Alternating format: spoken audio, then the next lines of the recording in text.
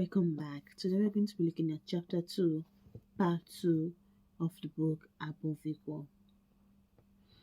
After all the ritual were done, Otika went home. So getting home, he met his wife crying and even the daughters. Otika was overwhelmed with sorrow as he convinced that something evil has befalled his home. He immediately dropped his tools, rushed inside to see if his son was still breathing.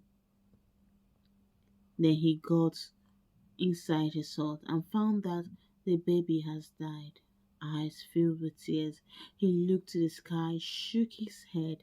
He grabbed his weapons and carried the dead baby in his left arm and went to the chief priest Ajanu.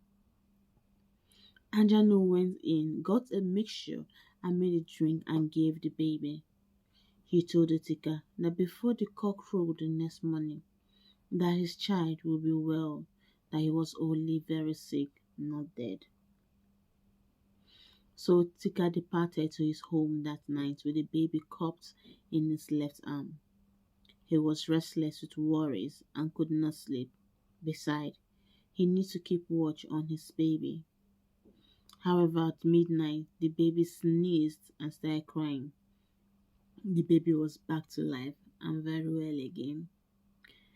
Otika went to the forest to hunt for animals. After wandering for a while, he made a kill, went home, divided the animal into two, and asked his wife to make some soup.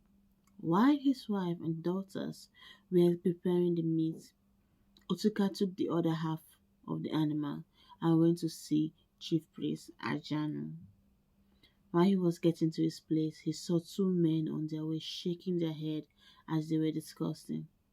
When he got to Chief Priest Ajanu's place, he was told the chief priest has died.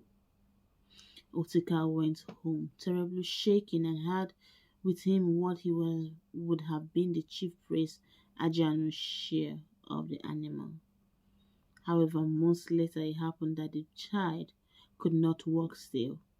Otika waited for some months to see if his child could walk. But Otika noticed that something was wrong with the child. He got up and took some farm produce with him and went on his way to another priest named Umeze. The priest who previously told him to go that he will find an animal to kill during his quest to fulfill the vow. The farm produce did Otika give the priest after the priest was done speaking with him. Prince Umeze was glad and in the light of his feeling introduced Otika to his wife Adaku.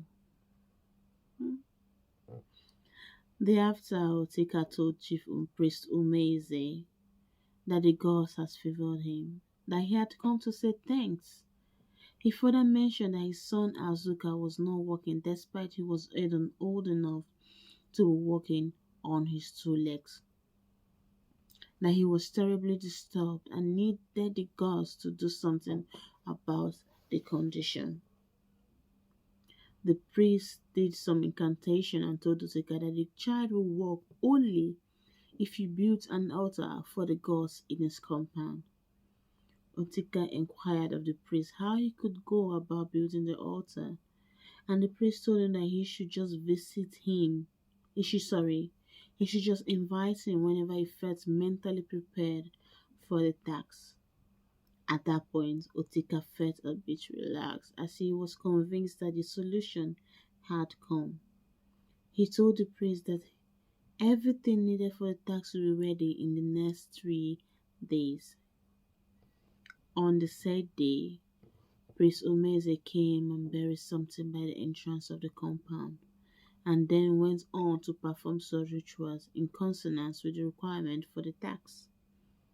When he was done with the rituals, he gave some instruction to Otika in respect of the days of worship at the newly raised altar and the item required to sacrifice thereon.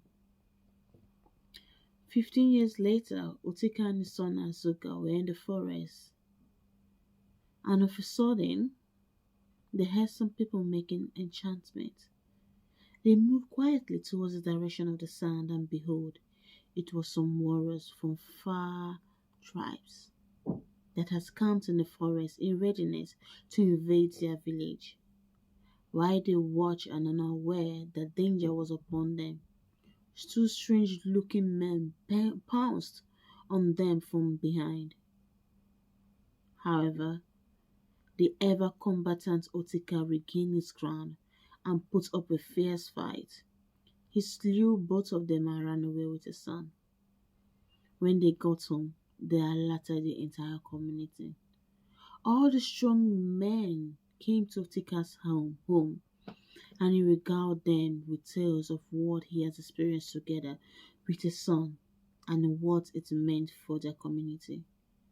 The people were terrified, and whilst they were still pondering on how to solve the scary, humongous problem that has turned their direction, some people from the neighboring village ran towards them, decrying how their community were invaded and that the invader killed their sons, raped the women, and took some captive. This reality sent shockwave down the marrows of those men who had gathered at Otika's home. However, they frantically asked each other for the feasible way to escape or fight off this imminent danger. Otika stood up and called the attention of everyone in the gathering. Then he spoke boldly on possibility of defeating these invaders despite not having enough warriors on their side. He reminded them of the mightiness of the gods, how the gods has always been by their side in times of war. He was addressing the gathering when his son Azuka arrived with Priest Umeze. Priest Umeze in his word made it clear to them that a catastrophe would befall them if an urgent step was not taken. The priest asked them to bring 16 able young men for fortification. The 16 young men were picked and sent to the priest. Then the priest examined them and said that for these men to crush the invaders, that great sacrifice should be made. That they will be sacrificed to the gods and their spirits would then join their warriors to fight against their enemies right from the land of the dead. So the villagers asked for some time to ruminate on this tall demand of the gods. Soon they embraced the demand. The community elders brought the men to Priest Umeze as the gods has demanded.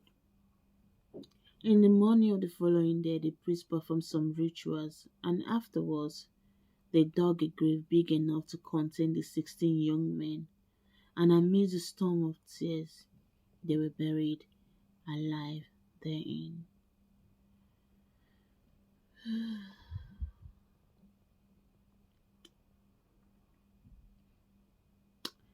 Alright,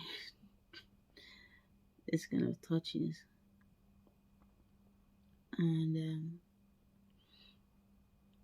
well, I'll see you next time. Have a great time.